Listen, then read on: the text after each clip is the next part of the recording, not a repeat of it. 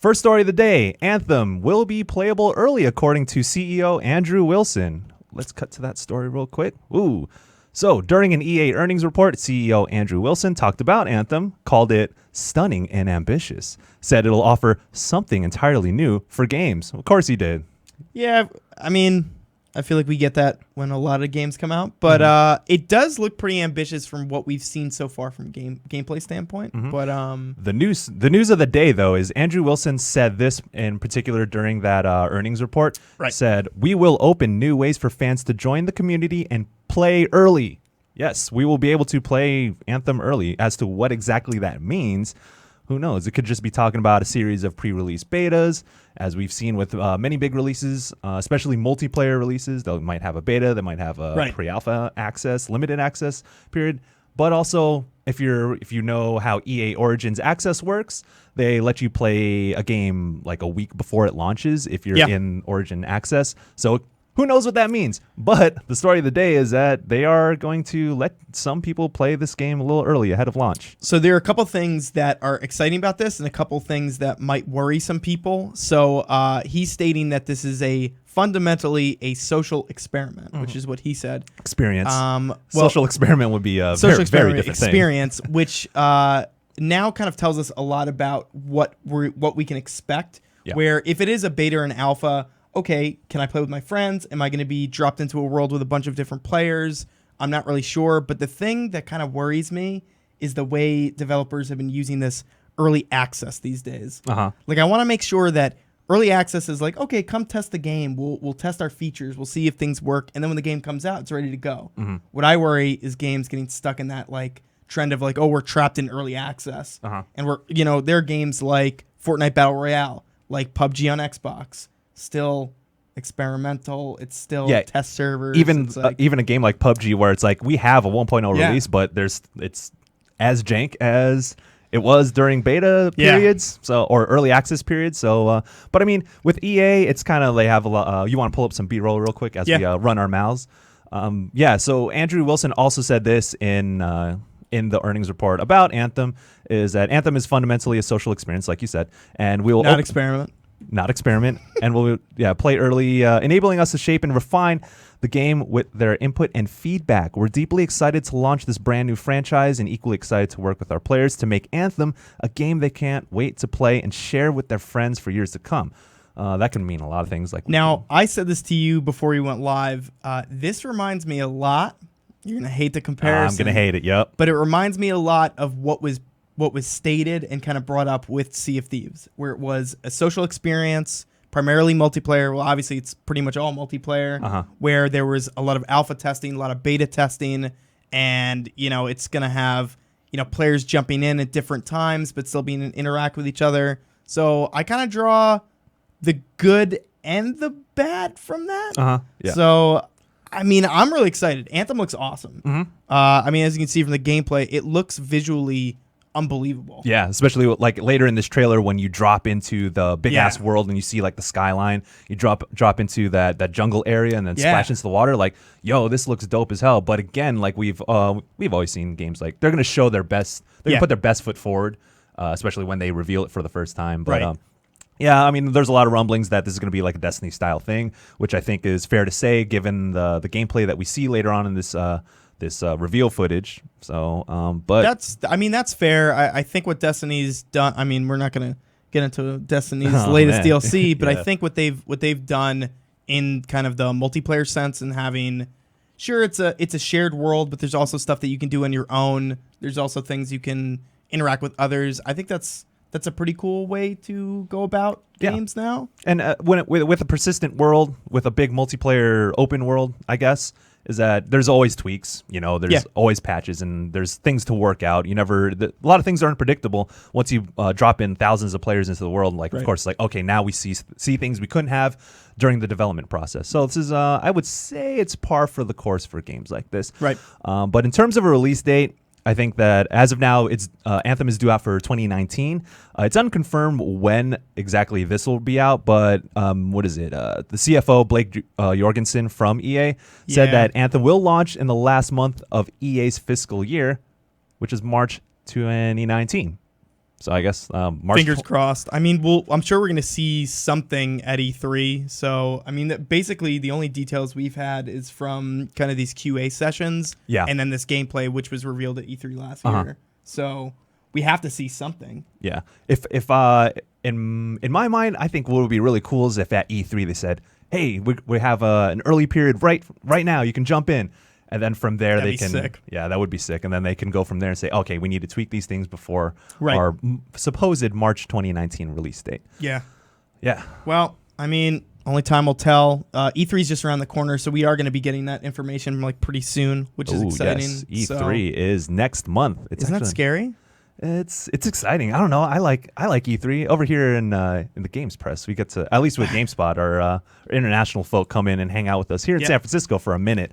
That's a lot of fun. And then you have to go to LA and then fucking cover the damn I was show. talking to Jake Decker, one of our video producers here, and we know Jake. He's a good friend of ours. I get super hyped for E3, like regardless of like how much work that goes into it. I love it. It's the most exciting time of the year if you're in the gaming community. Yeah, that's true. I mean, last year was my first E3, and then when I got to the show and then like being in the war room with everyone and going to appointments, it's like, oh man, I'm doing something with my life. Yeah, Mom. I know you said that stop playing video games, go do your homework. Anyway, next story.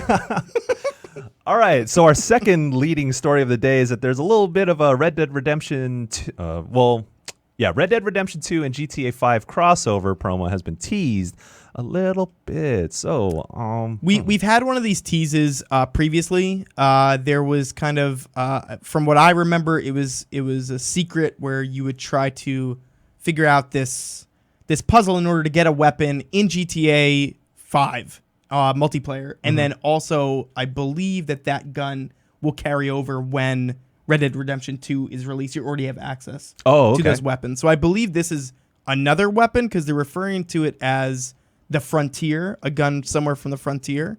Ooh, that's tight.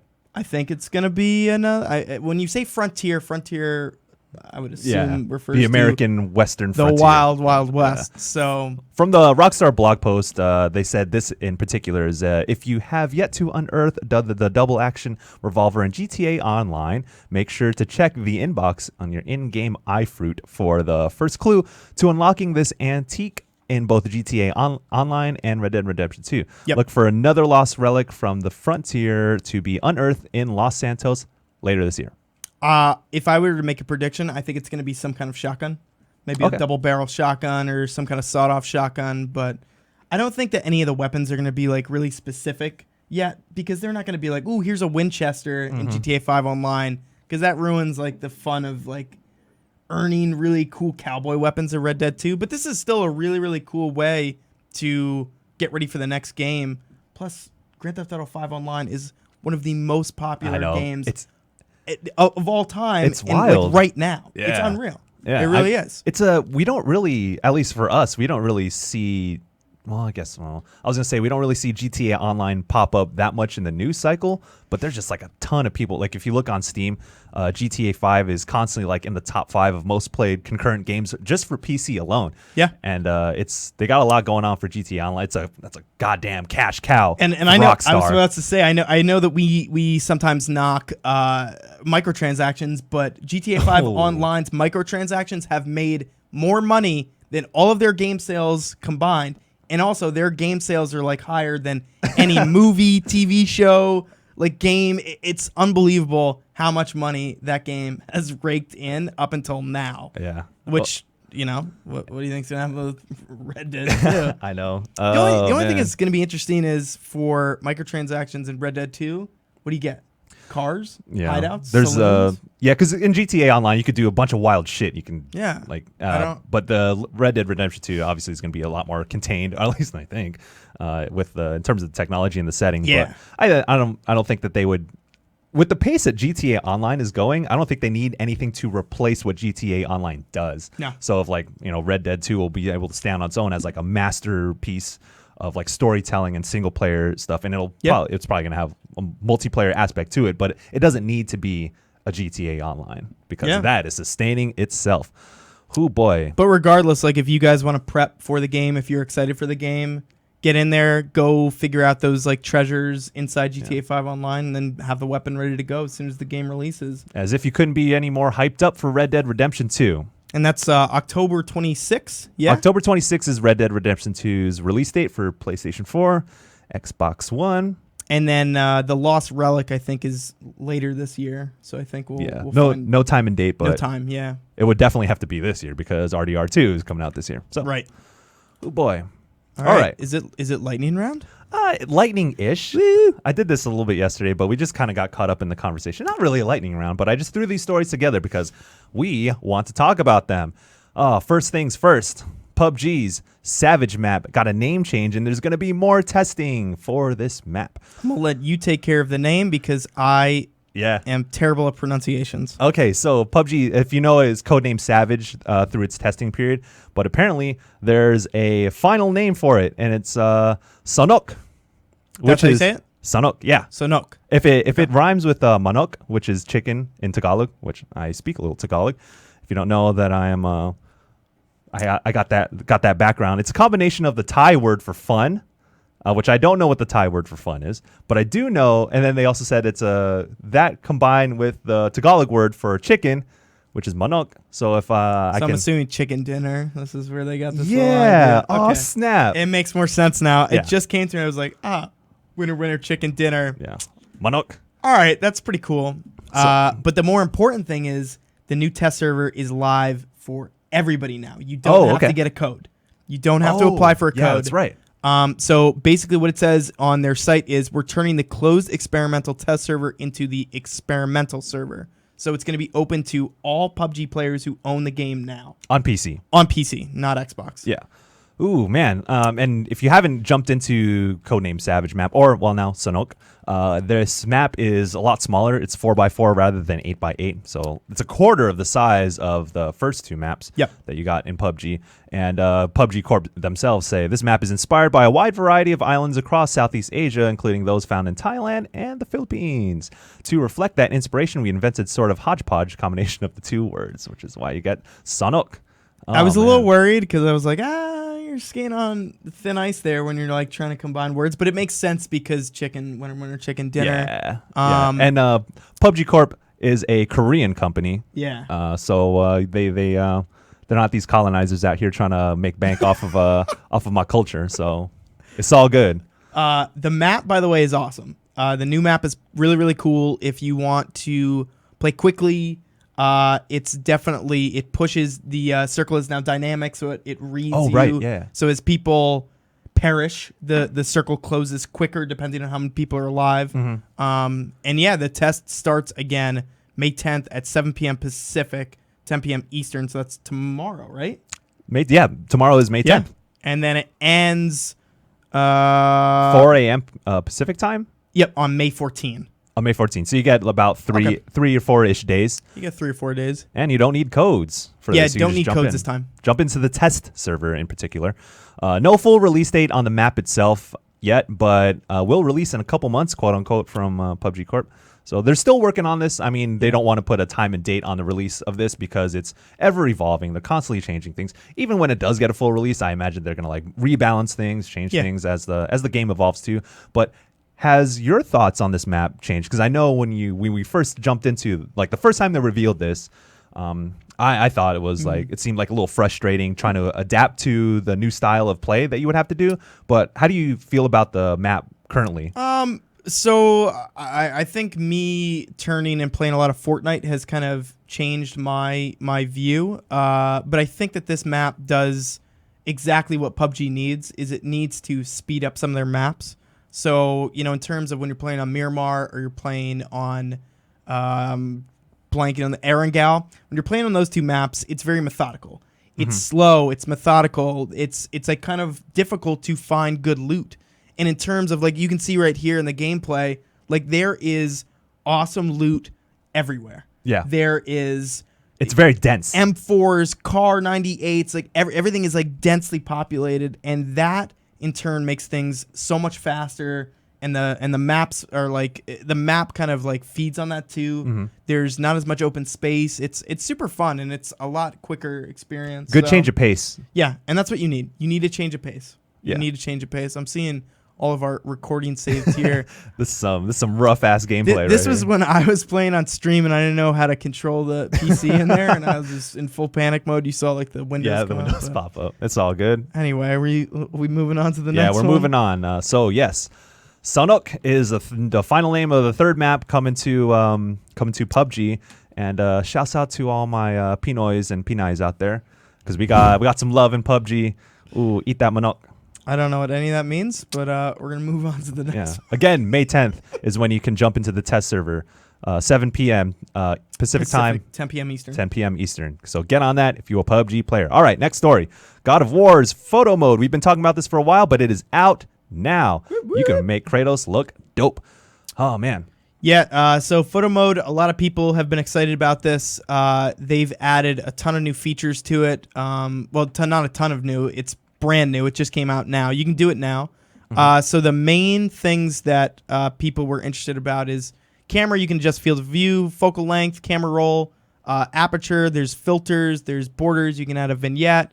And then the best thing ever is you can toggle visibility of like Kratos, Atreus, and the other characters, but you can change their facial expressions. Yeah. So you can kind of see it here. I don't know if I click this and go ahead. open it. Sure. Yeah. Yeah, there you go. There you go. Look at this fool. Got a shit-eating grin on his face. It's hilarious. Yeah. And I've been playing this game a ton this week. Yeah, you have. This game is fantastic, and this only makes things more exciting because it's like a very photogenic game in general. Yeah, this is probably, I would say, next to Horizon Zero Dawn, probably the best looking game on PS4. Yeah, especially if you're playing on a Pro 2 on like a 4K monitor. Yeah, with HDR. I think HDR really helps this game pop out too, because it's so dense with color. There's a lot of contrast between like dark areas and bright areas. Yep. And you really get the feel for that when you have HDR. It really stands out in like this photo mode, man. Yeah. This is a game that needs that photo mode. Yeah, and I mean there were such beautiful photos that were pulled just from using the PS Share. Yeah. Where it was like, oh, I'm just gonna share a screenshot from this cutscene, and they were like, oh my god, look at the detail in these cutscenes. It's incredible.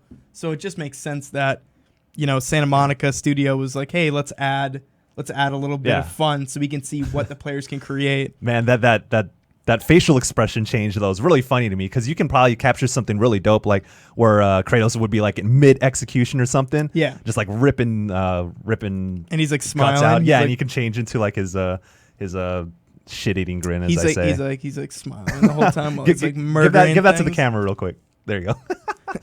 We should have a photo mode here. Yeah. Hey, we got a photo mode. We need to ask Tay if he can add that into our productions here. Oh man, yeah. I know when I played Horizon Zero Dawn, Zero Dawn had a photo mode as well, and I would like stop almost like every 10, 15 minutes just to screenshot something. Just to do screenshots, and I would always like pull the camera back, change the time of day. No HUD. No HUD, yeah. No HUD. No HUD. I gotta have clean screen. No HUD there. And I mean, it's awesome when you see like Breath of the Wild and games like Mario Odyssey, like those games having those like photo modes in there. We've already seen those things before, and so it's like such a good social media where it's like, oh, I'm gonna tweet this hilarious photo of Mario underneath a waterfall, and he's like cold or something like that. Yeah. And last thing too, like when Horizon Zero Dawn was like the week of its release, on my Twitter feed, it was just a bunch of people, tweeting their dope creations with the photo mode. So this can like drum up some outside excitement for the game. So and the patch is out now, so you can go do it right now if you want. I'm gonna probably do that right after the show. Snap your photos of your boys Kratos and Atreus. Next one. All right. Don't screenshot us though. We look terrible. No, we look good. All right. I know I look good, but you know what else is looking good? 2 new games from Capcom. Oh, yes. We have another story here. So the quote unquote 2 major games coming from Capcom this year, or this fiscal year, I would say. From a financial report, Capcom has said that 2 major titles planned for the current fiscal year, which ends on March 31st, 2019. So this kind of like falls in with what we said about Anthem, saying that if it's going to be at the end of a fiscal year, that means March 2019. So Capcom is saying that they have 2 big games on the way. Ooh, and what could that be? What could they be? We don't know. Sorry, we don't have that information for you. Neither does Capcom. currently. So these games, we can speculate. I mean, we know that a Mega Man is scheduled. Yeah, Mega Man 11. That was kind of a surprise a couple months back or a couple weeks back. So that could reduce it down to one game that is like speculation. Yeah, because we're not sure if like this particular announcement includes Mega Man 11. Maybe it does, maybe it doesn't, but wouldn't surprise me. But I don't know. I know Chris Pereira, one of our stellar editors, was mentioning that they've stated that they're working on Dead Rising games. Yeah. That wouldn't surprise me. Yeah, Dead Rising 4 was in 2016, so yeah. Yeah, I think so. Yeah, late 2016. And I don't know. I feel like there are a lot of zombie games that are coming out right now too. You have like State of Decay that's on its way now. Now might be a good time. I don't know. I just thought of something.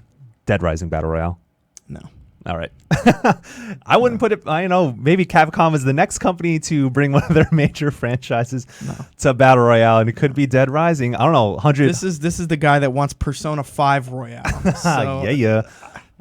But 100 Frank West drop into a shopping mall, boy. That would be dope. No, it wouldn't be dope. No. Other games that it could include Ace Attorney. Ooh, Ace Attorney. I fucks with that on DS back in the day. Devil May Cry. Oh, Devil May Cry might. That it's been a while since we've had a DMC. Mega Man. We already talked about Resident Evil 8. Probably not. I don't know if Resident Evil 8. It might be too early for that. I would love that. If it did, I would be all fired up. But man, Resident Evil 7 was a very good game. Very, very, very good. So game. good. Yeah. And then Street Fighter. I don't know about Street Fighter. Street Fighter, I feel like there's something new coming from them pretty often. They just came out with Street Fighter 5, the arcade edition, I think. So I don't know if that's included in major releases, but it's fun to speculate though. Yeah. We got a lot of Devil May Cry fans in here, so I think that might excite them if there is a DMC on the way. Yeah. Do you think that would come out on Switch? If it were to come, or would it just be console on PlayStation and Xbox? I don't know. I mean, it's tough to say. I don't know. I don't know either. They would have I was thinking about it. Like, what if they were to do it? I wonder if it would be also a release on Switch. That would be really cool. Yeah, that would be dope. But the thing is, like, when they create new game, or when developers create new games, they have to make sure the game can scale for performance. Yeah, that's just the reality of the Switch. Switch is dope, but I guess I kind of find myself asking that question every time I hear that a new game's coming out. I'm like, ooh, I wonder if it's going to come to the Switch. I wonder if it's come to the Switch. Like, there are certain games that I wouldn't want to play on the Switch, like God of War. It's too pretty. It needs to be played on a big screen. Yeah, part of that game's appeal is the visual representations of things that are going on. Yeah, but there's always that like feeling of, I want to be able to take it on the bus with me. That would be so cool. Yeah. Did you play much Doom on Switch? Not too much. Okay. Not too much. I was going to say, like, how does... Because I know... Games like that and Wolfenstein seem like really intense shooters. Yeah. I don't know, like... Yeah. I feel like I'd break it. I feel like I'd be playing like a crazy man on my Switch. The like Joy-Cons would like crack off. Yeah, the thing about shooters in particular is that the Joy-Con, the joysticks. They're good, but they're not. They don't give you the precise. same. Yeah, they don't give you the precision or accuracy or room for accurate movement and aiming. But anyway. Yeah. Anyway. Capcom, two Capcom games. We're not sure what they are, but you should expect them before the end of March 2019. All right. Last story. Let's get through this thing. This is actually really cool. This one's awesome. Yes. Yeah. Pink Mercy for charity. If you are an Overwatch player and you logged onto Overwatch, you may have noticed that Blizzard is raising money for breast cancer research. $15 Pink Mercy skin is for sale, and 100% of the proceeds go to Breast Cancer Research Foundation. Good on you, Blizzard. Blizzard already committed to $250,000 in a minimum donation and will update players if that amount is passed. Yep, which is absolutely awesome, and I'm assuming they're going to surpass. We now know that it's 16,700 skins, and they're going to surpass that. There's a lot of that's going to be surpassed pretty quickly. Yeah, there's a lot of people still playing Overwatch. If you've been living under a rock, Overwatch is quite the phenomenon. Yeah, I mean, we just recently had the event that just ended, which was awesome. Oh, this is very short. That's all good. We had the event that just ended, but this is really cool because I love when games come up with a way to support really awesome like things like this causes. Like Call of Duty had that special edition helmet that kind of went back to veterans and stuff people who need that help, and this is awesome. And like to Overwatch knows and Blizzard knows how many people play this game, how many people support this game, like how often, like I personally pay for microtransactions in their game often, especially when they're like special events, and I know that those are the only opportunities I have to earn those skins. Like I'm always going to do something like that, and this is awesome. Breast Cancer Research Foundation, like good for them, like good on them for saying we have this audience. We know that these kind of purchases and special edition skins work. Let's do something awesome with it. Yeah, so that's cool. That's $15 for the Pink Mercy skin, and you can get that I think from now until May 21st. So you can get your skins if you wanna donate, because like we said, 100%. There's also shirts too. Yes. So if you want to take a look at the shirts real quick, there's $30 Pink Mercy t-shirts are also available, and 100% of those proceeds also go to the Breast Cancer Research Foundation. Yeah. And it's awesome. You have like in-game products, you have out-of-game, like really awesome way to support something that like I think a lot of people, my family, probably your family too, a lot of people have been affected by cancer, and this is just a sick way to combine gaming and an awesome cause. Yeah, leverage that audience because, skins are fun to mess around with, especially in Overwatch. So it's like, at least I know that, I throw a few bucks into this game and also support a great cause. And also, if you just log into the game, you get the Pink Mercy player icon that you don't have to purchase. And if you link your Blizzard and Twitch account and watch charity streams, you might unlock some special sprays. I think these are some of the sprays. I'm not sure what the icon's going to look like, but you can see the skin in the background. Yeah. It's also a really awesome skin. So, Like aside from everything else, it's just a really cool skin too. So I'm personally going to be making a purchase. But cool. Good on you, Blizzard. Thank you for doing that. Yeah. Thank you, guys. That wraps up our show. We got about 2 minutes left, but we won't keep you around for too long. Got any last thoughts or feelings or words to say to our audience out there, Nick? Just happy to be here. Happy to help. I know Callie's busy chugging away on Destiny 2 Warmind. Yep, that is what she's doing. Although a lot of players have been saying it's light, she definitely has her hands full with that. Yeah. But yeah, happy to help. Happy to be here. Hey, man. Thanks for having me. This has been fun. I'll be the C/D squad that'll fill in when Nick coming off the bench. All the starters can't play, but unlike the Mets, we'll go in batting order. God. Hey, man, Mets, what are y'all doing out there, man? Come on. Anyway, this is Nick Margarita. I want to thank him a lot for coming on the show because thank you. Me and Nick, we like to have fun around here. We're the, you could say, the GameSpot After Dark crew in terms that we don't get our work done on time and we end up staying until 2 and 3 in the morning. So he's not wrong, but hey, we get it done regardless. And I want to thank you all for getting it done by sticking with us throughout the entire show, if you did that. But yeah, we want to thank you, Nick. I want to thank Callie for doing what she do. I want to thank myself because I'm tight, and I want to thank Tony Wilson, Matt Paget, Chris Pereira, getting us ready in the morning. Emily Conti, you always help us out in the morning as well. Eric Tay, because I love me some Eric Tay. Oh, and he's going to be... no. After this, the stream is actually Blaze Blue Cross Tag Battle demo. Jean-Luc and Ben are going to be on that. And thanks for the invite, Jean-Luc and Ben. I wanted to play Blaze Blue on stream, but too bad. You didn't ask me. But they will be doing that right after this show. But so stay tuned. Stay tuned for more hot gaming content. Damn. But again, I want to thank you all for sticking with us. We have fun doing this, and we hope you have fun watching us do our thing. And we'll see you again tomorrow and for the rest of our lives on the weekdays at 11 a.m. Pacific time on GameSpot.com, Twitch, and YouTube. Thank you all. For the rest of our lives? For the rest of our lives, man. Peace out, y'all. Goodbye. See you next time.